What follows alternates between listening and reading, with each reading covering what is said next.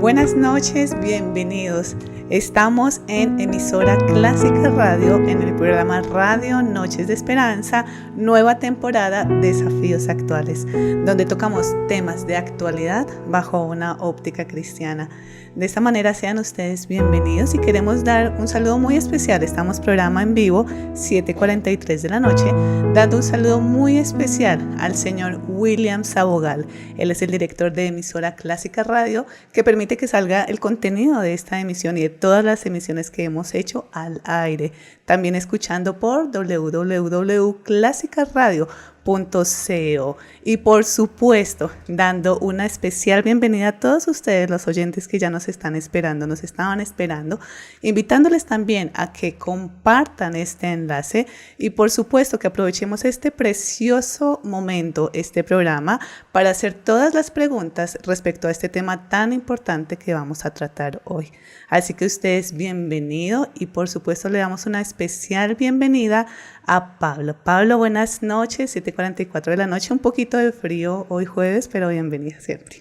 Buenas noches, Mónica, muy contento de estar nuevamente en nuestro programa, pidiendo al Señor que, como los programas anteriores, pueda ser de mucha edificación y bendición para los que nos acompañan y para aquellos que nos están siguiendo. Gracias, Pablo. Además que vamos a contarles a todos en esta emisión número 12 el tema que vamos a tratar, Pablo, que de verdad es supremamente importante y siempre va a tener una trascendencia para conversar. Y vamos a hablar acerca de la infidelidad matrimonial, Pablo. Sí, definitivamente hay pocas cosas que pueden afectar tanto drásticamente la familia y la sociedad en nuestros días, como lo es el pecado del adulterio o la infidelidad en el ambiente matrimonial. Entonces yo creo que es importante que nosotros todos entendamos la seriedad de este asunto, sus consecuencias y todo el drama que gira alrededor de este asunto. Entonces un tema muy neurálgico, sí, un tema muy importante y un tema muy actual. Sí. Sabes que en estos días, pensaba ayer principalmente, que estaba en un tiempo de consejería con unos hermanos que están pasando una situación así difícil. Entonces yo veía la importancia de estos temas y qué bueno que el Señor nos permite llegar a ellos. Yo sé también que todos los oyentes que están conectados están muy atentos. Y pues Pablo, porque si empezamos de una vez a conversar, las cifras son fuertes, inclusive podemos conversar que Colombia, desafortunadamente, le estábamos hablando también fuera de micrófonos, se llevan premios y resaltan algo que desafortunadamente no es tanto, pero Colombia, según el estudio que se hizo en el 2019, se dijo que es el país con más infidelidad de Latinoamérica, Pablo. Sí, lastimosamente, yo leí ese artículo hace algún tiempo, cómo Colombia lleva la delantera en estos asuntos vergonzosos, ¿no? Nosotros vivimos una sociedad que ha enloquecido, como lo hemos dicho, en muchos aspectos, y uno de ellos es especialmente el área sexual, ¿no? La inmoralidad sexual en todo tipo de ambiente, hablando antes del matrimonio, dentro del matrimonio, inmoralidad sexual de tipo antinatural, como lo veíamos en la homosexualidad. Entonces nosotros estamos viviendo una sociedad que está enloquecida. Qué triste que decirlo. En el altar del placer sexual está llevando a cometer muchas cosas que son tristes y que traen consecuencias. Porque eso es lo tremendo de estos temas, Mónica, que nosotros vivimos una sociedad que a través de la publicidad, a través de los medios de comunicación, a través del diálogo común, sí, la gente exalta el sexo, lo promueve, lo aplaude.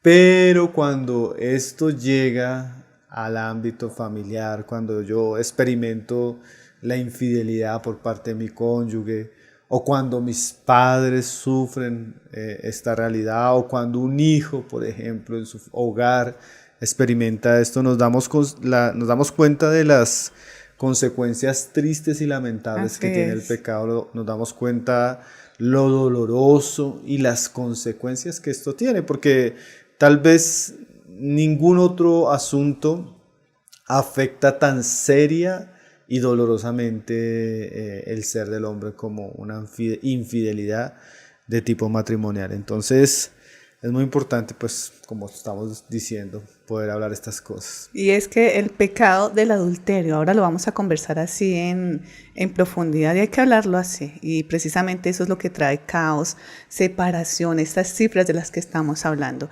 Y entonces yo quiero preguntarte, Pablo, porque ya estamos viendo, e hiciste mención también de las cifras que estamos manejando y que hay un aumento en la infidelidad, en el adulterio. Y esto nos llega a preguntar, ¿por qué? ¿Por qué hoy, estamos hablando de 2022, se ha visto tal cifra? Podemos hablar de esta manera, este aumento. ¿Cuáles crees que son las razones que se manejan para este resultado? Bueno, Mónica, yo creo que el pecado del adulterio está ligado al corazón, como lo hemos dicho muchas veces, pero también a un tipo de sociedad, como veníamos mencionando, y de cultura que no tiene temor de Dios, que le ha dado la espalda a la palabra, le ha dado la espalda a Jesucristo, a su evangelio. Y uno cree que eso no tiene un efecto, pero en realidad yo podría citarte un pasaje ahí en el Antiguo Testamento, en el profeta Jeremías, que el Señor le dice a Israel lo siguiente, dice: sus hijos me dejaron y juraron por lo que no es Dios. Los sacié y ellos adulteraron. En casa de rameras se juntaron en compañías y como caballos bien alimentados, cada cual relinchaba tras la mujer de su prójimo. Entonces mira, Mónica, cómo Dios liga la desobediencia del corazón del hombre hacia Él y cómo el hombre se entrega a una serie de pasiones que Dios lo compara como con un caballo que está bien alimentado y que está relinchando. Y dice, así se van los hombres tras la mujer de su prójimo. Entonces una sociedad que rechaza a Dios, que rechaza su evangelio, que rechaza la palabra de Dios, es una sociedad que no va a tener temor. Y cuando no hay temor, pues se va el amor hacia Dios primeramente y se va el amor hacia el prójimo. Entonces es una sociedad que va a estar esclava de sus placeres, de sus deseos, y donde las pasiones van a gobernar a los hombres. Entonces por eso vemos cada vez más que entre más nuestra cultura le das la espalda a la verdad de Dios, al temor a Dios, más va a ser una cultura inmoral, va a ser una cultura donde no se va a respetar ni la fidelidad, ni el amor, ni el matrimonio como tal, va a ser muy desechable. Entonces, en ese tipo de sociedad vamos a ver cómo las relaciones extramaritales crecen, las cifras se van a volver alarmantes, como ya lo estamos viendo, ¿no? Hoy en día realmente encontrar un matrimonio fiel, duradero y vigoroso, realmente se está volviendo cada vez más escaso. Es un reto. Se está volviendo un reto como tal. Claro, inclusive retomando un poquito las cifras que estábamos conversando, es increíble lo que se está diciendo. Hubo un dato aquí en Colombia, aquí en un espacio de noticias colombianas, dice que el 63% de los encuestados, estamos hablando de 6.532 personas que se les preguntó, dice que respondió que ha sido infiel, 63%, y un 51% considera que llegaría a ser infiel en algún momento. Y es delgado lo que tú estás diciendo, esa ausencia de Dios, ¿no? Sí, esa ausencia de temor, y son cifras muy altas, o sea, estamos hablando que la mayoría de la mitad de los matrimonios ha sufrido algún tipo de infidelidad. Entonces es terrible, ¿no? Sí. En estadísticas eso es terrible. Y que no son estadísticas solamente, sino que son realidades y todo lo que conlleva, ¿no? Porque ese es el asunto. Y que son familias. Estamos hablando, en algún momento lo hablábamos en alguna emisión. Aquí tenemos la oportunidad de compartir números, cifras, porcentajes, pero duele cuando estamos hablando de es mi familia, es mi hermano, es mi amigo, soy yo, es mi esposo. Es un drama que se vive muy fuerte y que precisamente tenemos que poner esa mirada en lo importante. Y aquí hay algo importante, Pablo, para pasar a preguntarte, cuando llega un caso así a la iglesia, un caso que está pasando por el adulterio, es supremamente fundamental el trabajo de la congregación y de la iglesia. ¿Cómo se está manejando? ¿Cómo funciona cuando llega una persona con este dolor a la iglesia? Bueno, Mónica, como tú dices, estas son de las cosas que generalmente llegan a la iglesia, tanto cuando suceden al interior de la iglesia, por algo que está sucediendo dentro de las familias, o cuando realmente personas que todavía no conocen al Señor Jesucristo ni a su evangelio pasan por esta crisis. Las personas tienden a buscar ayuda. Las personas tienden a buscar algo que los pueda ayudar a restaurar su hogar. Entonces tenemos dos tipos de situaciones diferentes. Cuando viene una persona que no conoce al Señor, que no conoce el Evangelio, la iglesia debe tener las puertas abiertas para todos los que están buscando ayuda, consuelo, consejería. Y yo creo que esa es una gran oportunidad que Dios nos da para predicar el Evangelio. Porque en últimas, claro que la persona va a buscar reconciliarse con su pareja cuando él cometió el adulterio, pero en últimas nosotros sabemos que la condición del hombre y los problemas del hombre no solo tienen que ver una relación horizontal, sino tiene que ver con una relación vertical primeramente con Dios. Entonces yo creo que eso nos da a nosotros como cristianos la oportunidad de predicarle el Evangelio a aquellas personas que están pasando por un momento muy sensible, porque cuando uno pasa por este tipo de crisis, como que Dios usa estas crisis para quitar algunas cosas que hay en el corazón del hombre. El hombre tiene generalmente una confianza muy alta en sí mismo, una confianza a veces muy alta en su matrimonio, en su pareja, y cuando viene esta realidad es un impacto muy grande, ¿no? Y nos damos cuenta que estamos casados con un pecador o con una pecadora, nos damos cuenta que lo que habíamos construido por años, que creíamos que era tan fuerte, se desvanece en un momento, y como que todas las bases que tenía nuestro matrimonio se desboronan.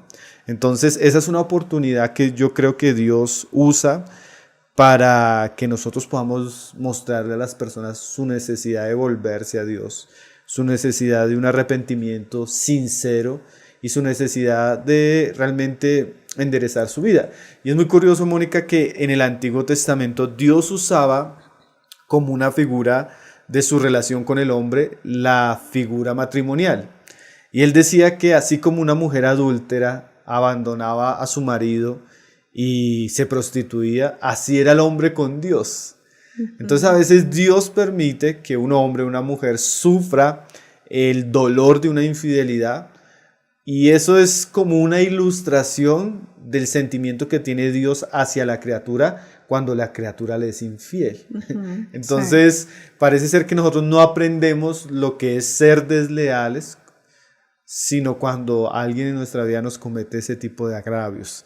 Entonces Dios usa eso para que la persona generalmente se vuelva a Él, y yo creo que ese momento como creyentes necesitamos aprovecharlo al máximo, porque por las tristezas, por el dolor, hay un tipo de sensibilidad que las personas están experimentando, y que eso las va a ayudar a entender la necesidad de un Salvador, la necesidad de volverse a Cristo, la necesidad de escuchar su palabra, y muchas personas en tiempos de crisis así han conocido al Señor. Amén, sí. Entonces, como dijo alguien, benditos los sufrimientos que nos llevaron a los pies del Señor. Entonces, por un lado, debemos estar atentos, porque eso sucede mucho, que se enteró uno que un familiar está pasando por una cosa, o un amigo pasó por esto. Bueno, es una oportunidad que Dios nos da primeramente para predicar el Evangelio. Ahora, si las personas no quieren escuchar el Evangelio como tal, directamente como cristianos, poco vamos a poder hacer ahí. Así es.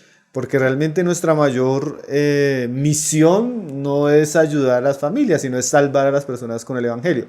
Solo que en la medida que nosotros sabemos que el Evangelio salva el corazón, restaura la relación de la persona con Dios, eso va a ser una base muy firme para que ahora en el amor de Cristo ella pueda restaurar su hogar. Podría ser como un resultado de la conversión.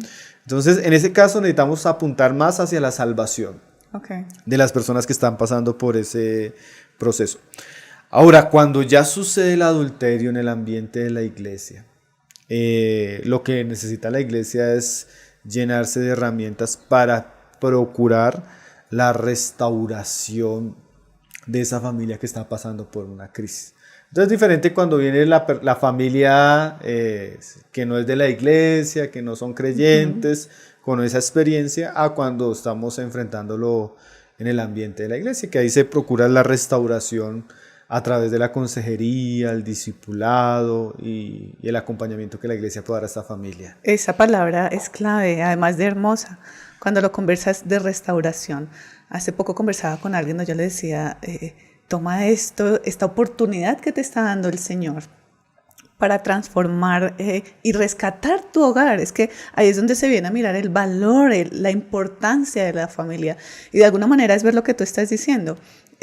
Tomémoslo como una oportunidad y como esas alarmas que nos da el Señor, porque tenemos la oportunidad de corregirnos. Y diferente el arrepentimiento al remordimiento, que también es importante manejarlo allí. Y si me centro en lo que estabas diciendo acerca de la iglesia, Pablo, porque, encontramos personas de la iglesia, personas que vienen también externas, pero hablemos un poquito del papel tan fundamental que hablan, que corren a estas personas que dan esta consejería. Eso es supremamente importante y yo quiero preguntarte qué principios debe tener la persona que va a aconsejar, que va a acompañar a esta familia que está con este dolor. Bueno, el consejero cristiano o la persona que asuma esta responsabilidad, él debe tener en cuenta que él necesita restaurar a dos personas afectadas y su entorno cuidarlo, que sería la familia, y si son de la iglesia, cuidar la iglesia. Y bueno, ahí, ¿qué podríamos decirle? Bueno, primero va a depender mucho el trabajo que nosotros hagamos en una pareja, en una familia que pasa por esta crisis, va a depender mucho especialmente de la actitud o el estado en que se encuentre la persona que cometió el pecado. Diríamos el ofensor en este momento. Si la persona tiene una actitud de arrepentimiento o no tiene una actitud de estar arrepentido, porque eso va a hacer la diferencia en el proceso, Mónica. Cuando nos encontramos con un hombre o mujer que cometió el pecado, pero la persona realmente no está arrepentida, realmente no quiere buscar ayuda, sino que tal vez el adulterio fue como la expresión externa de una decisión que ya hay en su corazón. Hay mucha gente que ya de pronto en su matrimonio ya está cansado de su matrimonio, ya no quiere vivir más con su esposa, ya de pronto tiene un amante y ama a esa mujer y quiere irse a vivir con esa mujer. O sea, donde no hay ninguna señal de un arrepentimiento verdadero y la persona no quiere buscar ayuda, es casi imposible. O sea, en ese tipo de casos podríamos decir que la iglesia no puede no tiene alcance. No. Si es un hermano, entre comillas, porque es difícil que un hermano llegue a esa situación, pero si llegara a ser un hermano, lo único que podemos hacer ahí es advertirle las consecuencias que tiene la decisión que él está tomando. Ahora, si el ofensor, o sea, la persona que cometió el pecado, se manifiesta arrepentido, sí, ahí ya tenemos un terreno para poder ayudar a la familia que está pasando por esa situación. Y eso vamos a darnos cuenta en la medida que la persona se acerca, la persona se va abriendo, la vamos escuchando. Ahí nos vamos a dar cuenta si realmente la persona quiere ayuda, si la persona realmente quiere restaurar su hogar, si la persona realmente se siente triste, siente dolor, ama a su esposa, ama a su familia. Si ese caso es así y nosotros vemos una evidencia de que sí, el Espíritu de Dios está trabajando en el corazón de esta persona, entonces va a ser un poco más fácil. No en el sentido de que va a ser fácil como tal, pero sí vamos a encontrar un camino. Y ahí lo que primero debe considerar el consejero es ver cuán sincero es ese arrepentimiento, y va a depender también mucho de la confesión de la persona. Entonces, cuando una persona cae en ese pecado, es bueno que nosotros llevemos a esa persona a confesar su pecado, ¿sí? No a justificar su pecado, sino a confesar su pecado. Y ahí vamos a establecer pues en qué ambiente se dio el pecado, cuáles son las raíces del pecado, cuál es la seriedad del pecado. ¿Fue algo ocasional o fue algo que la persona viene practicando hace mucho tiempo?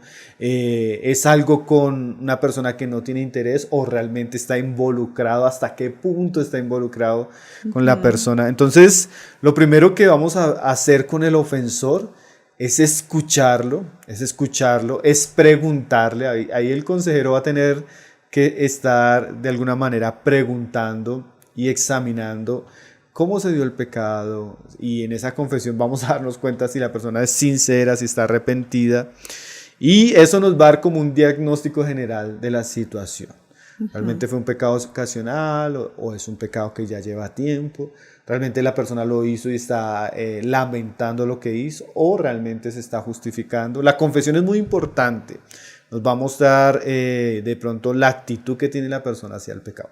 Ahora, si la confesión y la conversación con esta persona nos muestra que la persona está realmente deseosa de ser ayudada, deseosa de que se le acompañe, de restaurar su hogar, ahí comenzamos a trabajar especialmente en llevarlo a dar frutos dignos de arrepentimiento. ¿Sí? Al ver que la persona confiesa su pecado, la palabra nos muestra que el arrepentimiento, cuando es verdadero, tiene frutos. Y ahí nosotros debemos animar a esta persona a comenzar un camino de restauración. Así Y es importante decirle a la persona que ese camino de restauración no es tan rápido y no es tan fácil. Y ahí la persona va a tener que disponerse a pagar un precio por lo que ha hecho, asumir las consecuencias de su pecado. Eso le va a ayudar, por un lado, delante de Dios a sentir paz, y por otro lado le va a ayudar a mostrar evidencia a su cónyuge de que él está dispuesto a restaurar. Entonces, tanto el consejero como con la pareja que fue afectada debe considerar qué cosas se deben establecer como frutos de arrepentimiento. Y a eso me refiero, qué cosas se le debe o qué consejos o instrucciones se le debe dar a la persona que está arrepentida. Cosas que son muy, muy obvias, pero que a veces el consejero, si no las tiene en cuenta, puede hacer un trabajo de una mala restauración. Entonces, ¿qué cosas se le debe aconsejar?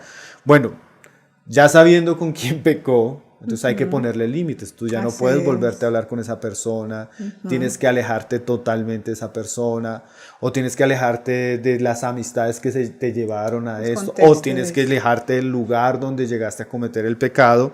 Esa persona necesita comenzar a tener unos mandamientos claros que van a ser como esas obras donde él manifiesta verdadero arrepentimiento. Porque, no, yo estoy arrepentido y estoy llorando. Bueno, tienes que dejar a la mujer. No puedo. Claro. Entonces ahí no es tan sincero el arrepentimiento. El arrepentimiento sincero tiene que tener una disposición a ciertas cosas que se establezcan tanto por su pareja y por las personas que estén aconsejando, que él tiene que abandonar. Tal vez se le va a pedir de ahora en adelante que el celular ya no lo tenga con clave. Tal vez se le va a pedir de ahora en adelante que él mantenga una comunicación donde se encuentra. O sea, esta persona debe ser consciente que él ahora ha perdido la confianza. Sí. Y que ganarse la confianza va a requerir un tiempo. Y en ese tiempo seguramente se le van a poner cosas que antes no eran normales. ¿Sí? Pero que es paz, claro, que ahora son razonables por causa de lo que él ha hecho. A eso le llamamos disciplina. ¿Sí? Él va a entrar en un proceso de disciplina donde va a tener que rendir cuentas, en algunos casos hasta en qué usa el dinero, si debe tener dinero, si la tarjeta la debe tener la esposa. Bueno, ahí comenzamos entonces el proceso donde lo que él destruyó, él lo va a tener que construir con el tiempo. Él debe saber que ese pecado es muy serio. Daña el corazón, daña la confianza.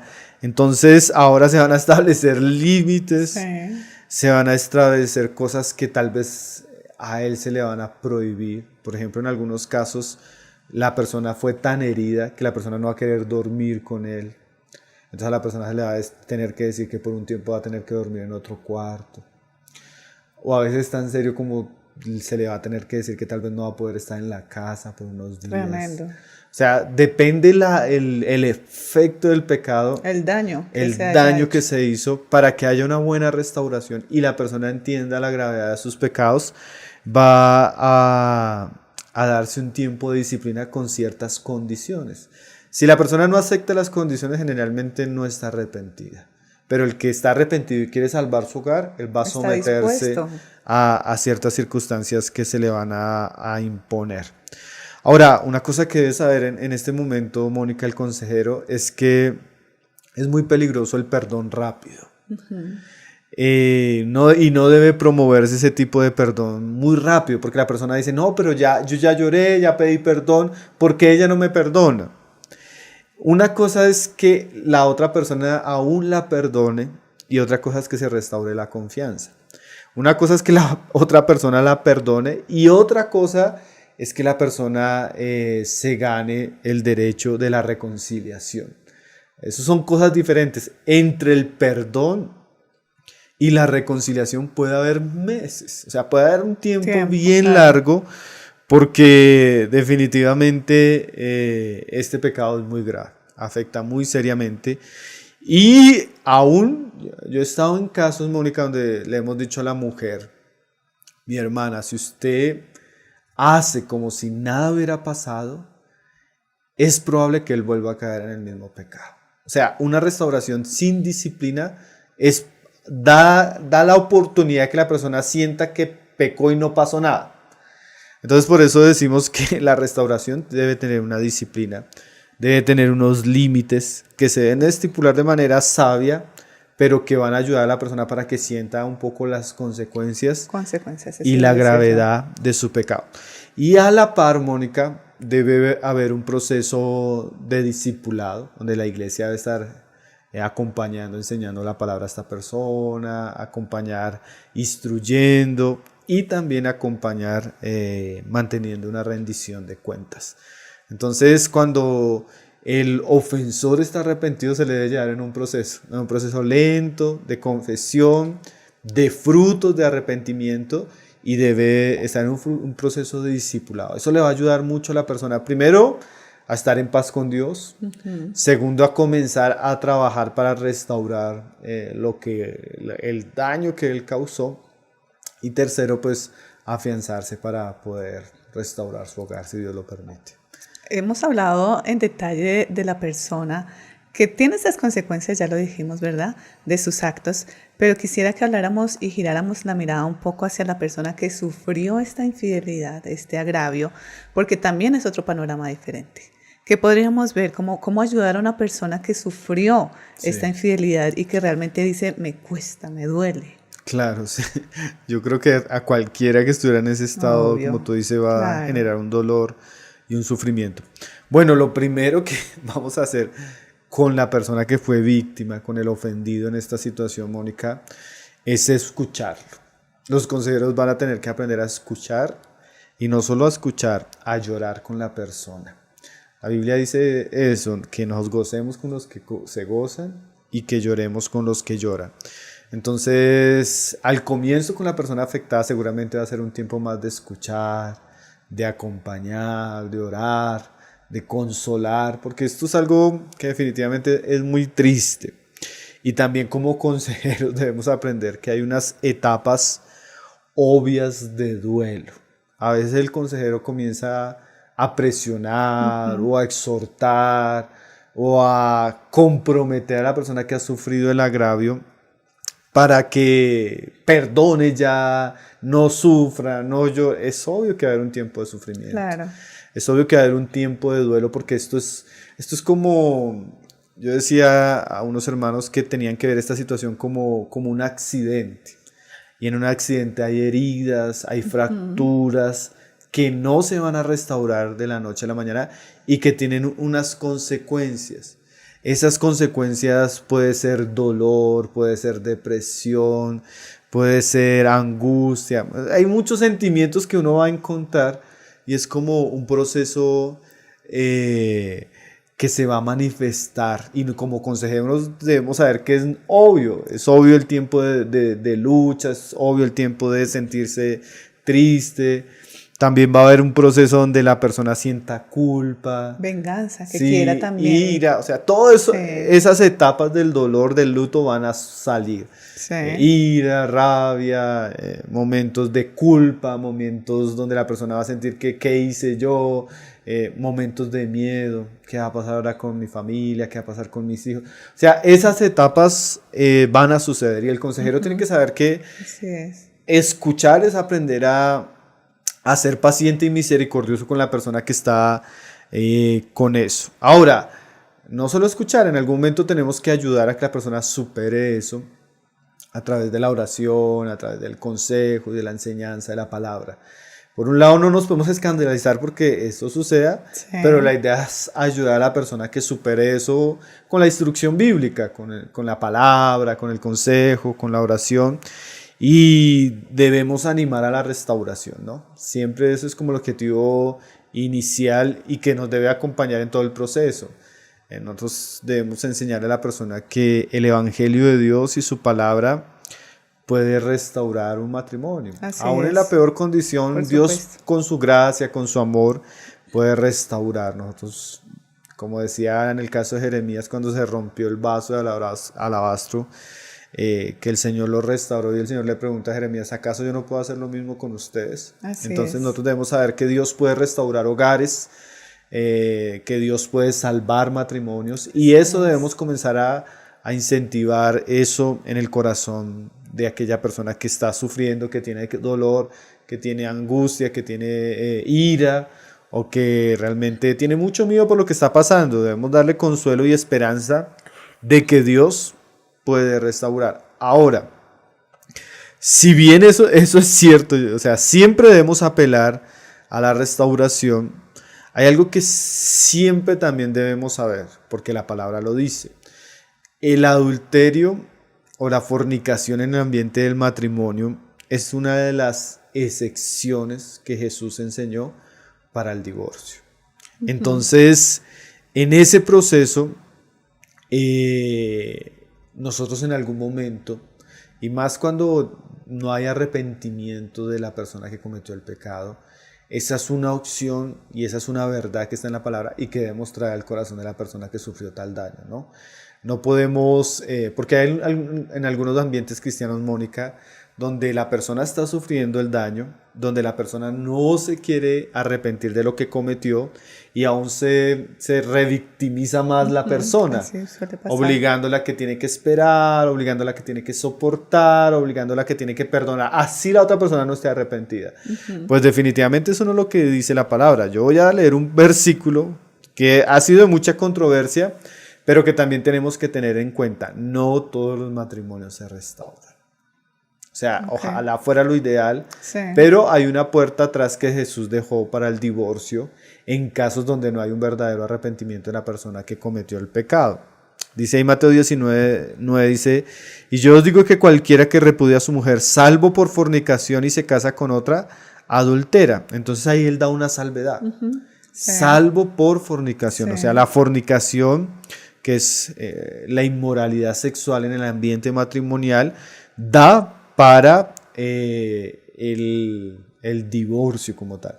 Entonces la persona hay que llamarla, claro, a la restaurar, a pensar en que Dios puede hacer una obra en eso, pero también debemos conocer la situación. Si es una persona También. que no está arrepentida, debemos mostrarle eso. Ahora, si hay realmente, y volvemos a lo que hablábamos ahorita, si realmente la persona quiere, la que cometió el pecado, debemos animar a la persona a que perdone de todo corazón. Pero ese perdone de todo corazón, como dice Jesús también, no es un perdón rápido ni obligatorio, sino es un perdón de todo corazón. Bien. Entonces, a veces uno se encuentra con mujeres, lo que decíamos ahora, que sufrieron que la persona le fue infiel y ella por el miedo de perder el hogar prefiere decir, no, hagamos como si no pasó nada, Sí. yo te perdono, sigamos, porque tienen miedo, de pronto depender mucho de sus esposos, económicamente, sus hijos, pero ese no es un perdón sano, porque ese perdón así tan rápido, sin ningún tipo de disciplina, sin ningún tipo de arrepentimiento, promueve, como decíamos ahora, que sus maridos puedan seguir en una práctica de pecado. Y segundo, puede hacer que la persona perdone solo por esto, pero cuando venga cualquier cosa lo va a sacar en cara, Bien. se lo va a decir, pero usted otra vez me va a hacer lo mismo que me hizo la vez pasada y con esa. Sí. Entonces no va a ser un perdón tan sincero. Por eso es tan importante el arrepentimiento y los frutos dignos de arrepentimiento, porque eso va a generar que la persona se dé cuenta que su esposo o su esposa está interesada en restaurar el hogar. Y va a hacer que el perdón no sea ni por apariencia ni por conveniencia, sino realmente un deseo sincero de recibirlo como Cristo nos ha recibido, de perdonarnos como Cristo nos ha perdonado. Entonces, es importante que haya ese proceso de restauración para que el perdón sea Genuino. sincero, genuino, y no porque me tocó, porque a veces el consejero le exige el perdón a la víctima. Es que tú sabes, tú como cristiana sabes que debes perdonar. Entonces la persona dice, sí, yo sé que tengo que perdonar, pero Me duele. mi ¿Qué corazón hago? no quiere perdonar. Y generalmente es porque se obliga a que ese perdón sea muy rápido. Entonces volvemos a lo mismo. La persona, para poder perdonar y reconciliarse y volver a tener confianza en su pareja, a veces va a tener que tener un tiempo de sanación, un tiempo de restauración, un tiempo de ver la sinceridad del otro, un tiempo donde realmente está viendo que Dios está trabajando en él. Cuando eso sucede, es mucho más fácil ese perdón misericordioso, ese perdón sincero y ese perdón amoroso. Entonces tenemos que acompañar a la víctima, a la persona que sufrió este proceso, en un proceso de perdón, donde se está dirigiendo al otro a dar frutos que restauren la confianza y animando a esta persona por medio de la palabra a poder verlo con misericordia, con amor y poderlo recibir de la manera que el Señor lo está haciendo. Y es un trabajo mancomunado finalmente, ¿no? Sí. Tenemos que ver la parte de la persona que faltó, la persona que se está restaurando, y quisiera entrar a este círculo porque estamos hablando en pareja, pero Pablo, la familia que viene afectada, inclusive si se presenta ese tipo de situaciones en la iglesia, tenemos que hablar de la iglesia, de la congregación. Y yo quiero preguntarte cómo debe ser el trabajo con ellos. Ya hablamos un poquito de la pareja, hablemos de qué pasa con los hijos, qué pasa con la familia. Sí, como decíamos ahora, Mónica, son dos los que necesitan ser pastoreados. Sí.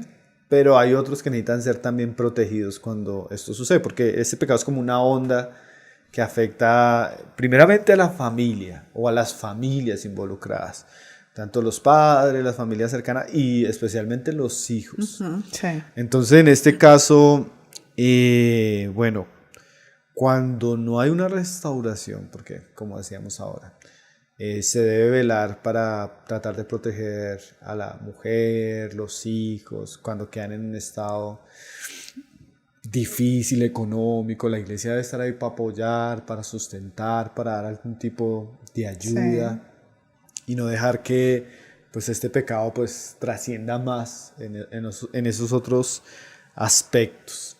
Consejería para los hijos, las hijas. O sea, ahí comienza un drama todavía mayor, que la iglesia a veces tiene que cuidar cómo está afectando esto la familia, porque a veces cuando esto sucede, tanto la esposa o el esposo mismo y los hijos quedan con un sentimiento de vergüenza, de tristeza. Sí.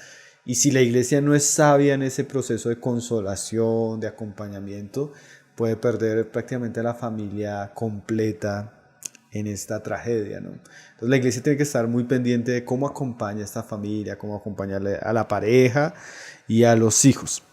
Cuando es un caso de restauración, lo mismo. Los hijos se van a dar cuenta, ¿no? A veces cuando sucede eso, la mamá llora, grita, le dice, y los hijos se dan cuenta. Entonces en el proceso de restauración también toca involucrar a los hijos, enseñarles que papá y mamá están ahorita en un proceso, están viviendo unas circunstancias, que ellos deben orar, que ellos deben entender lo que está pasando, deben entender el dolor de la mamá, la aflicción de la mamá, y que deben apoyar. Entonces ahí hay como que un discipulado también, ¿no? Hay un acompañamiento que se debe dar con la familia, para que la familia apoye el proceso que se está llevando de restauración, para que los hijos puedan ser sabios, para que los hijos puedan cuidar sus corazones también hacia ambos padres. Eso iba a decir yo, porque pues, se puede haber un desequilibrio y toca ser muy sabios allí, porque perfectamente podemos faltar hacia la inclinación a quién es la víctima y quién es el victimario, y podemos errar increíble ahí, Pablo. Tenemos que ser demasiado equilibrados en el Señor.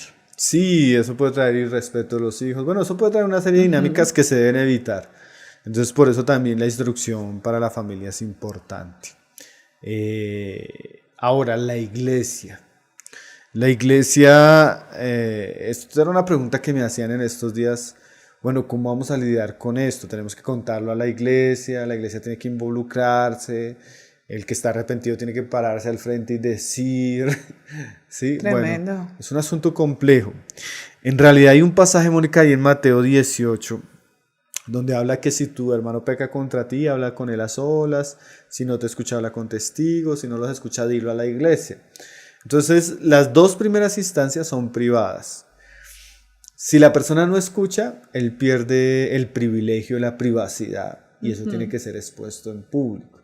Entonces, generalmente cuando no hay arrepentimiento y se termina viendo la ruptura, la separación, o las personas ya no vuelven a la iglesia, entonces en ese caso, como la persona no escuchó en lo privado, ese asunto va a tener que ser sacado a la luz. Es necesario. Sí, es necesario. Solo que los hermanos de la iglesia van a tener que tener cuidado de no traer más tristeza a la familia. Entonces no necesariamente tiene que ser a toda la iglesia como tal, sino de pronto una reunión más privada de los miembros de la iglesia. ¿A los afectados?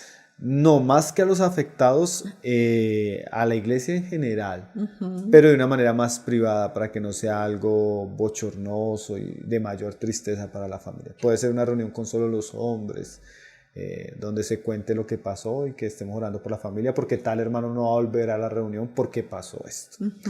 Eso es un asunto muy delicado, pero como la persona no escuchó, en últimos pierde la privacidad y la iglesia seguramente va a estarse preguntando qué pasó con el hermanito que no volvió, qué pasó.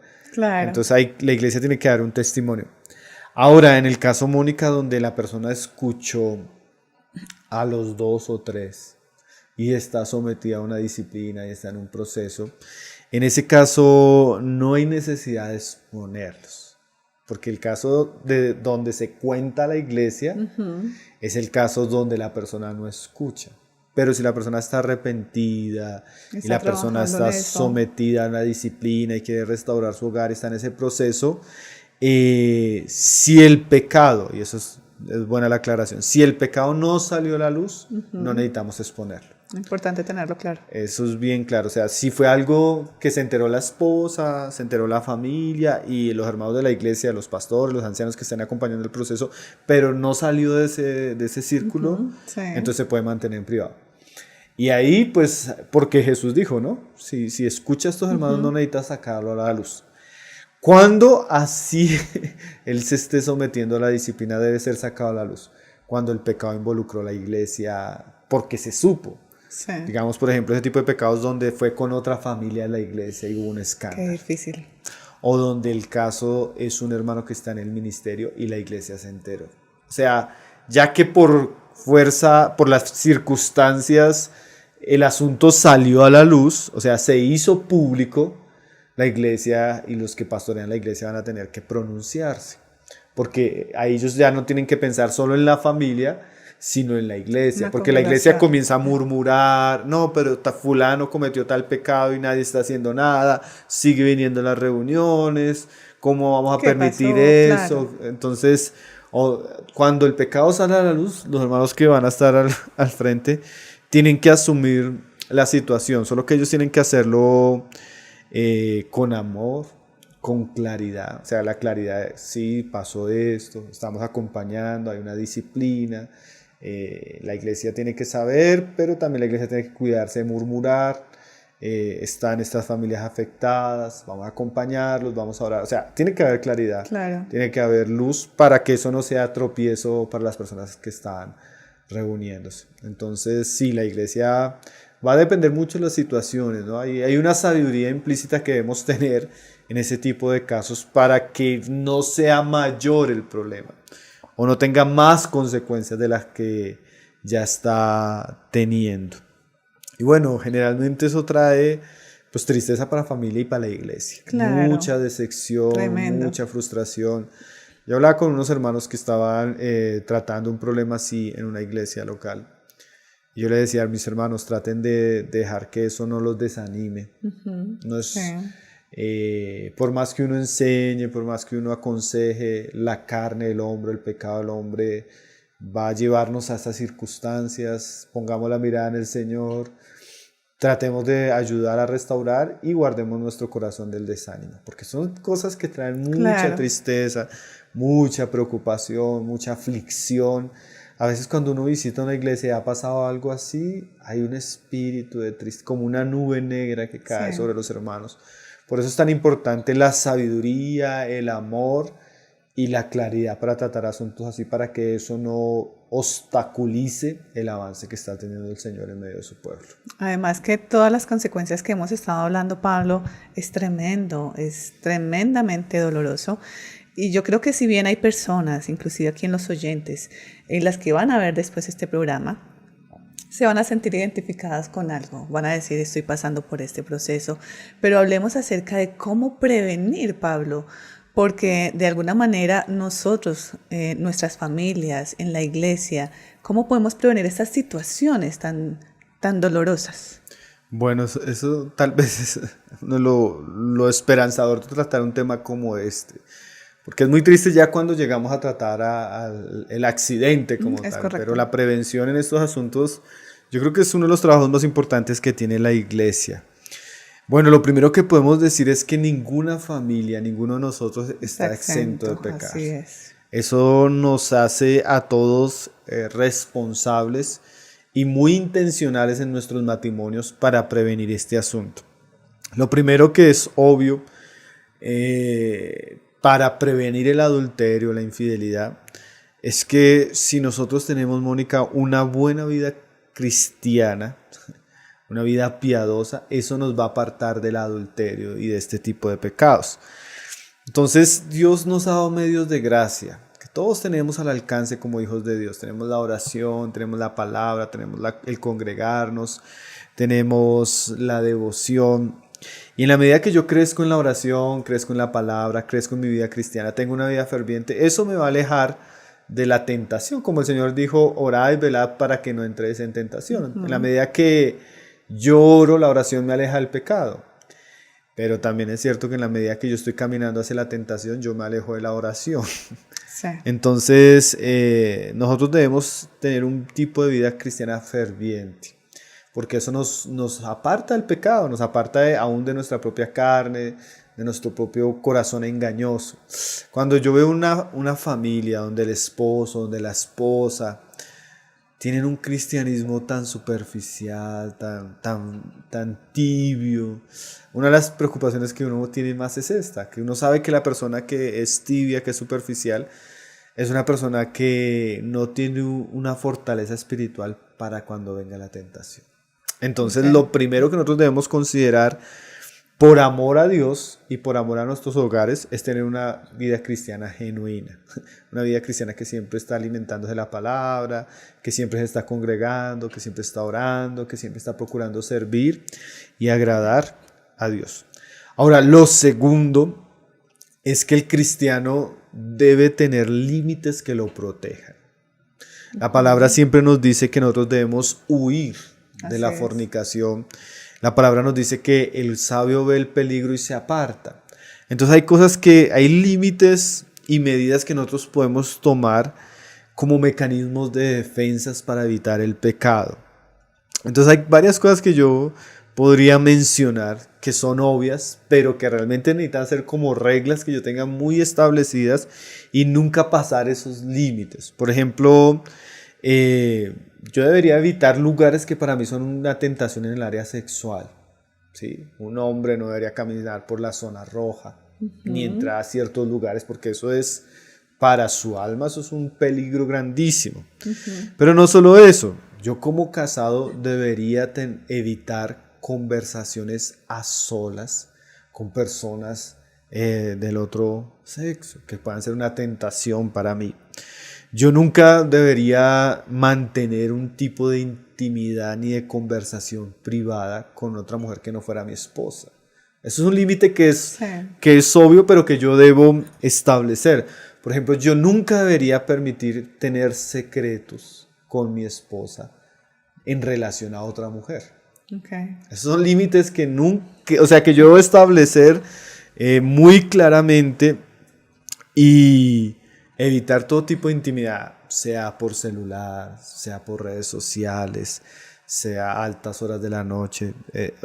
Esos límites van a guardar mi alma. Son como líneas rojas que yo no debo cruzar.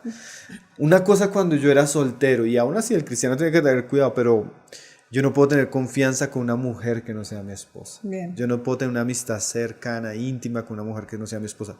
Yo no puedo salir a comer con una mujer que no sea mi esposa en un plan de... O sea, esas cosas son cosas como muy obvias, Sí. pero es esa línea que muchos a veces pasan ingenuamente. Se pasan por alto. Lo que los lleva al pecado. Entonces, Claro. primero tenga una vida cristiana sólida. Segundo, tenga límites y respételos. Yo puedo decir que muchas cosas suceden porque nosotros no tenemos esos límites. Vemos el mal y pasamos por ahí y pecamos. Entonces, esos límites van a ser asuntos importantes. ¿Qué más le podríamos decir? Hay que fortalecer la visión de lo que es el matrimonio para Dios. O sea, nosotros debemos entender la seriedad, la honorabilidad, la dignidad que tiene el matrimonio para Dios. ¿Y cómo hago yo para crecer en eso? En la medida que yo leo, estudio, escucho conferencias de familia, leo libros sobre familia, inspirados en la palabra, eso me va a dar un entendimiento bíblico de la santidad del matrimonio y eso me va a ayudar a tener cuidado en las áreas que yo de pronto me equivoco, en las áreas tal vez donde yo no soy un buen esposo, donde ella no es una buena esposa, y en la medida que yo estoy creciendo en esta área voy a fortalecerme en la palabra y voy a guardarme de pecar contra mi matrimonio. Entonces alguien decía, todos los casados deben estar constantemente al año, cada ciertas jornadas, alimentando su vida espiritual, pero también especialmente en la instrucción bíblica de la familia. Entonces todo campamento de parejas, conferencia para parejas, libro de parejas, todo lo que sea de familia, sí, de verdad que para nosotros como cristianos es un deber. Eso nos va a ayudar a tener una constitución clara de lo que es por la palabra de Dios el matrimonio. Y lo último, pues que tal vez es lo más obvio, el cuarto asunto es mantengan la salud del matrimonio. ¿Qué quiere decir eso? La palabra dice, sea bendito el manantial de tu mujer, alégrate con ella, tus caricias te satisfagan en todo tiempo y en su amor recréate siempre. O sea, el matrimonio es como una planta, como muchas veces se dice, que hay que cuidar. Sí. Hay que regar, hay que mantenerla viva, hay que cultivarla. Y muchas veces un matrimonio frío, un matrimonio donde hay muchos conflictos, un matrimonio donde no hay compañerismo, no hay amistad, expone a los dos a la infidelidad. Okay. El lugar donde el hombre no se siente amado o el lugar donde la mujer no se siente cuidada, el lugar donde el hombre no es respetado, el lugar donde la mujer no es amada, es un lugar que va a abrir brechas entre ellos y eso expone a la infidelidad.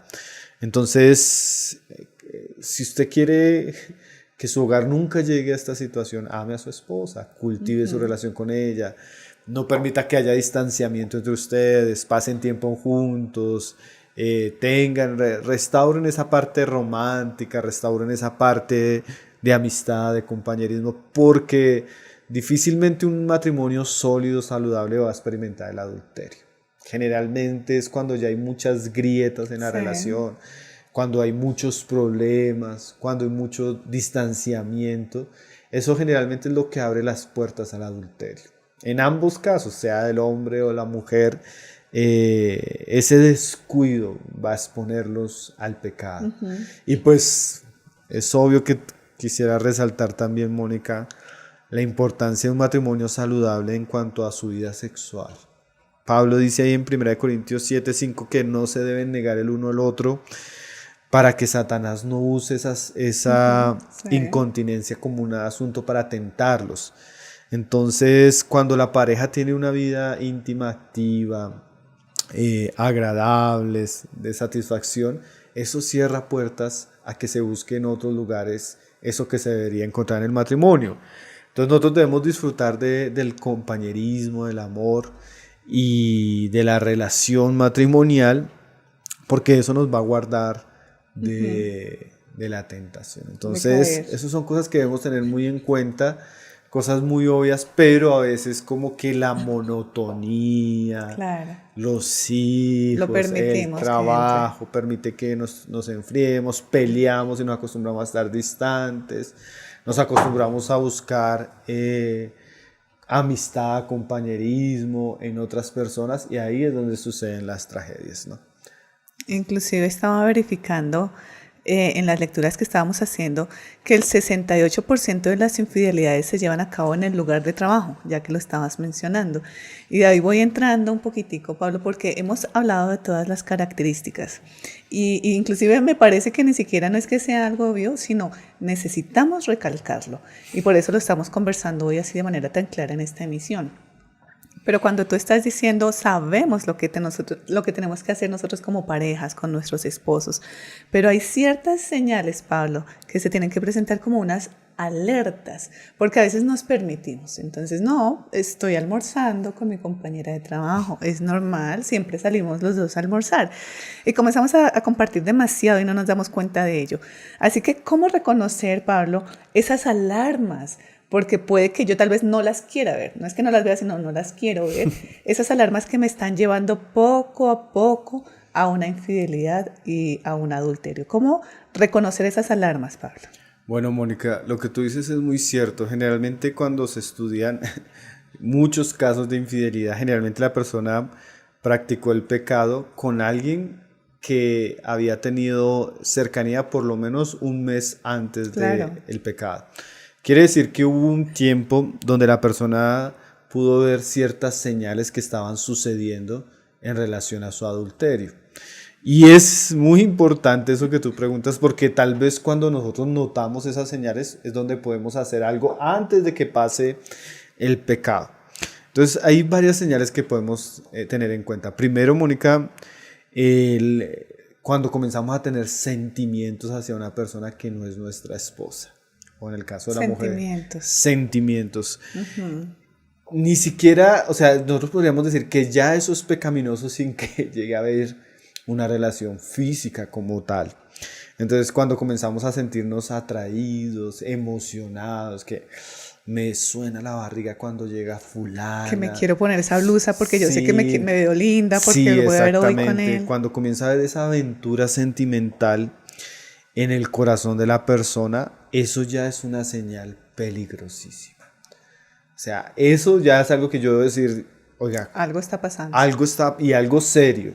O sea, ya algo delicado, algo que yo ya tengo que parar porque, o sea, yo cómo voy a estar sintiéndome así por otra persona que no es mi esposa. Esa es una señal que hay que tenerle mucho tiempo. Cuando eso comienza a suceder, también hay otras cosas. Por ejemplo, yo deseo estar más tiempo con esa persona, ¿sí? Yo voy a buscar excusas para saludar, para pasar por ahí. Yo voy a tal vez a dedicarle más tiempo a estar en contacto con esta persona. Yo voy a crear espacios que tal vez no los necesitaba, pero propiciar encuentros. Como tú dices, no, vamos a almorzar. Sí. Pero ya con una intención, mi deseo es estar, compartir, estoy preocupado, me genera expectativa. Entonces ya no solo de pronto nos vemos, sino le estoy escribiendo diariamente, la estoy llamando, me comienzo a preocupar y comienzo a tener un contacto diario con ella. Eso ya es otra señal muy preocupante. O sea, la primera sería que yo comienzo a sentir cosas por ella. Segundo, comienzo a buscar un espacio diario de contacto. Eso ya, o sea, ya la persona está en una línea muy, muy peligrosa y eso ya es una señal que la persona debe tener en cuenta. Ahora, otra cosa que ya también así estamos pasando la línea roja es cuando comenzamos a tener algún tipo de intimidad, de conversación ya más, ya ese tipo de conversación que pasa de todo. Sí, pasa a otro nivel ya. Sí, ya no solo la conversación, por ejemplo, tonos, miradas, caricias. Ya me encuentro queriendo tocar, ya me encuentro queriendo abrazar, ya me encuentro mirando de cierta manera, ya quiero tener un detalle con esta persona, ya propicio un ambiente romántico. Tremendo. Oh, eso ya es una alarma. O sea, eso ya es una señal. O sea, si alguien en este momento no está escuchando y es casado y está en esa situación, esa persona debe tomar en serio lo que está escuchando y dar un alto. Pablo, yo te iba a preguntar, aprovechando eso, porque son las 8:42, hay una sección de preguntas. No sé si la alcancemos en el espacio del señor William Sabogal, es tan amplio y yo sé que esos temas son tan importantes que da cabida para ello, pero esa era una de las preguntas que nos enviaron, porque nos estaban preguntando, ya estoy siendo infiel con lo que acabas de decir, enviando los mensajes de texto, no he tenido contacto sexual, pero sí el sexting, y lo mencionaron así, el sexting, mensajes. ¿Se puede decir que la persona está siendo infiel, Pablo? Esa es una de las preguntas que ya nos hicieron y lo menciono teniendo en cuenta que estamos a minutos de terminar. Bueno, Mónica, podemos decir que la persona no ha llegado a un adulterio consumado, pero ya lo está fantaseando. Y ya es una conducta pecaminosa, que no tiene la misma gravedad como el que ya cometió el adulterio físico como tal, pero es grave. Y ahí es donde íbamos, si esa persona ya está en una línea rojísima, ese tipo de intercambio de imágenes, conversaciones, ya de índole sexual directamente, si la persona no ha caído en adulterio físico es porque no ha tenido la oportunidad, porque si ya lo está haciendo de esta manera, tiene toda la intención. Ya tiene toda la intención. Y en esos casos donde esas líneas rojas ya están, ya esas alarmas, y lo que tiene que hacer la persona es ponerle un alto a la situación. Si no, va a terminar llegando a un pecado grave que tiene consecuencias muy graves, no solo por la esposa, no solo por la familia, sino delante de Dios. Dios dice que los fornicarios, los adúlteros no van a heredar el reino de los cielos y que el matrimonio sea honroso en todo porque Dios juzgará a los que cometen adulterio, a los fornicarios. O sea, esa persona está en un momento donde debe darse un alto, donde debe detenerse. O sea, si yo estoy en las cosas que veníamos diciendo, si yo estoy viendo que estoy sintiendo que por dentro me estoy enamorando de una mujer, que estoy buscando espacio para hablar con ella, que propicios, que soy detalle, que quiero abrazar, ya tengo que detenerme porque ya estoy al borde del adulterio. En ese caso, lo primero que se le debe decir a esa persona es que esa persona tiene que terminar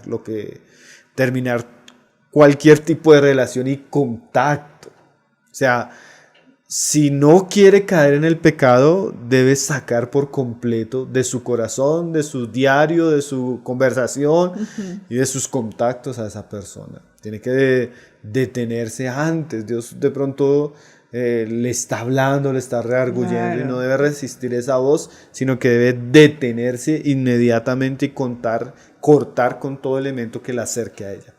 A veces es imposible porque no, es una compañera del trabajo, es una persona de la iglesia, pero definitivamente lo más que pueda, él tiene que poner un alto y no alimentar las llamas de la pasión en esa relación o va a caer.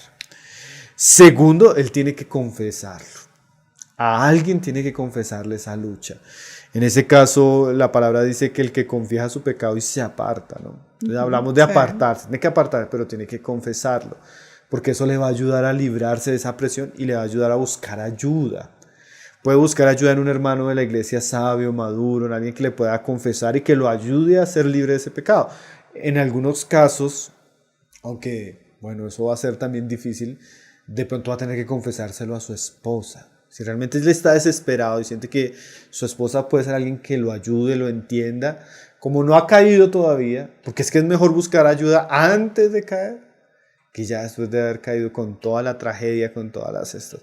Si la persona está realmente siendo redarguida, que se aparte, que confiese y que pida ayuda para no caer en eso. De verdad que piense en su familia, que piense en sus hijos, que piense en su hogar, que piense en Dios, que piense en las consecuencias que eso va a traer sobre su vida y que se detenga y busque ayuda, confiese.